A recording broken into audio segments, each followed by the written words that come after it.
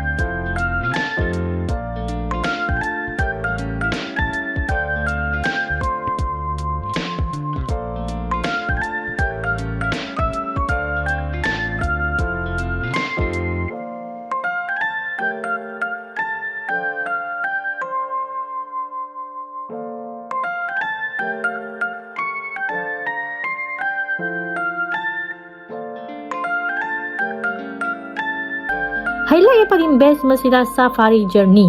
Kita akan naik bas safari dan masuk ke kawasan haiwan yang luas.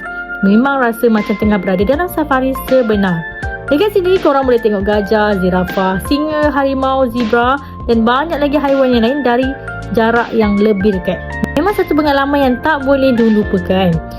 Kalau dah datang sini, saya memang cadangkan booking awal dekat Klook. Ada beberapa pilihan package daripada harga tiket biasa hinggalah package yang termasuk Safari Journey dan Unlimited Shuttle Train.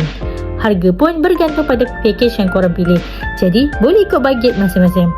Satu lagi, sebab kita orang pilih Dubai Safari Park waktu bulan Ramadan, kebanyakannya zoo lain dekat UAE tutup sementara waktu. Jadi, check-checklah juga dekat Google.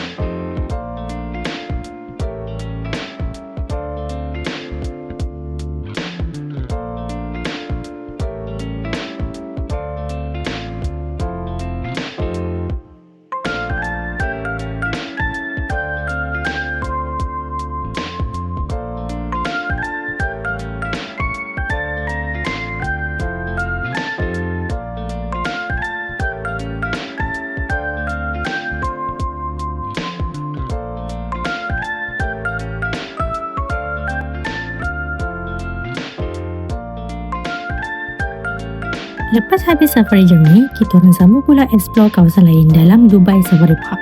Serius, besar sangat sampai satu hari pun merasa macam tak cukup nak cover semua. Lepas tu, kita orang cuba pula desert safari buggy. Ini memang antara aktiviti yang paling best. Kita naik buggy masuk ke kawasan haiwan padang pasir. Memang puas hati sebab dapat tengok haiwan-haiwan ni dari jarak yang dekat. Rasa macam berada di tengah safari sebenar. Unta, oryx, gazelle dan banyak lagi haiwan padang pasir yang ada dekat depan mata. Memang pengalaman yang best sangat. Lagi-lagi bila dapat tengok haiwan-haiwan ni dalam kawasan yang luas dan semula jadi. Sebenarnya dekat sini ada beberapa animal show, tapi sayangnya kita orang tak sempat tengok sebab datang dengan anak kecil ditambah pula waktu bulan Ramadan. Memang masa tu agak terhaid. Jadi terpaksalah pilih aktiviti yang sempat je. Mungkin lain kali kita datang lagi untuk tengok show pula.